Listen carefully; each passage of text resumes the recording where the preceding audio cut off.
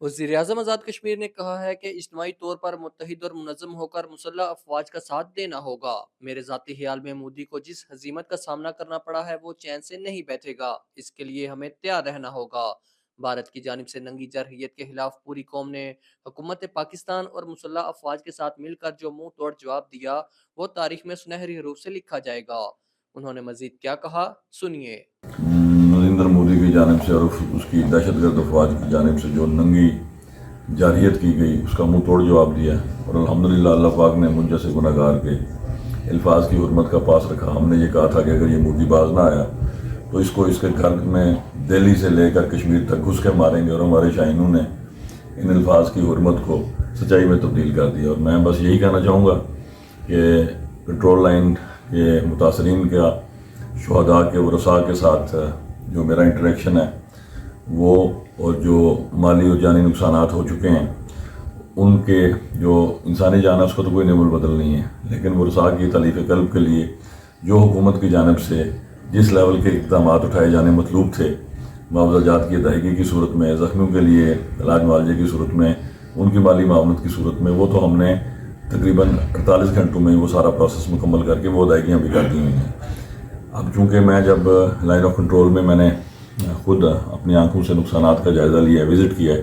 تو ہم نے فیڈرل گورنمنٹ کو یہ درخواست کی تھی 2 دن قبل کہ ان معاوضہ جات میں اضافہ ناگزیر اور کرنا پڑے گا، تو وہ الحمدللہ آج شام تک وہ معاملہ LOC پیکج ایکٹ ہے وہ اس کے مطابق ہم نے جو موجودہ قانون تھا وہ ادائیگیاں کر دیں۔ جو اضافہ ہے وہ میں اس لیے اناؤنس نہیں کرتا کہ جو ساری اناؤنسمنٹس ہیں یہ ابھی نوٹیفائڈ نہیں ہیں، یہ سوشل میڈیا یا میڈیا کی زینت ہے۔ آپ کو میرے بارے میں اچھی طرح پتہ ہے کہ میں اعلان نہیں کرتا۔ جو ہی ہمارے پاس وہ ہمارے معاملات جو ہیں وفاقی حکومت سے وہ یکسو ہو جائیں گے تو ہم معاوضہ جات کے چیک جو ہیں جو اضافہ ان میں ہے وہ انشاءاللہ ورثاء تک پہنچا دیں گے۔ یہ ہمیں پوری یکجہتی سے،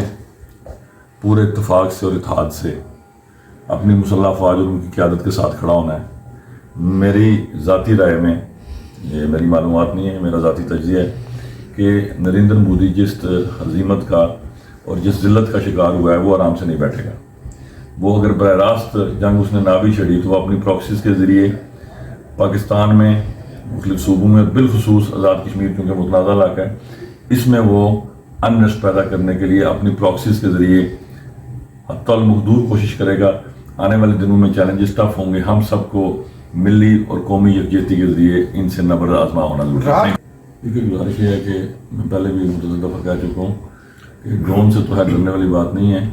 لیکن اب چونکہ پریسیجن گائیڈڈ میزائلز بھی آ چکے ہیں تو جہاں ہوں گے آپ، اگر آپ کے کوآرڈینیٹس فیڈ کر دیے گئے ہیں تو سیدھا وہ جگہ ہٹ ہوگی۔ تو یہ جب پریسیجن گائیڈڈ میزائلز نہیں بھی تھے، یہ ٹیکنالوجی نہیں بھی تھی، اگر آپ بہت پیچھے بھی چلے جائیں تو تاریخ کے ادوار میں ایک چیز ازل سے لے کر ابد تک وہ مسلمان کے ایمان کا حصہ ہے کہ میری زندگی کی سب سے بڑی حفاظت جو ہے وہ موت کرے گی۔ جب تک میرا وقت مقرر نہیں ہے، مجھے اپنے سانس پورے کرنے ہیں، جب وہ آ گیا تو نہ کوئی ٹیکنالوجی اس کو بڑھا سکتی اور نہ کم کر سکتی۔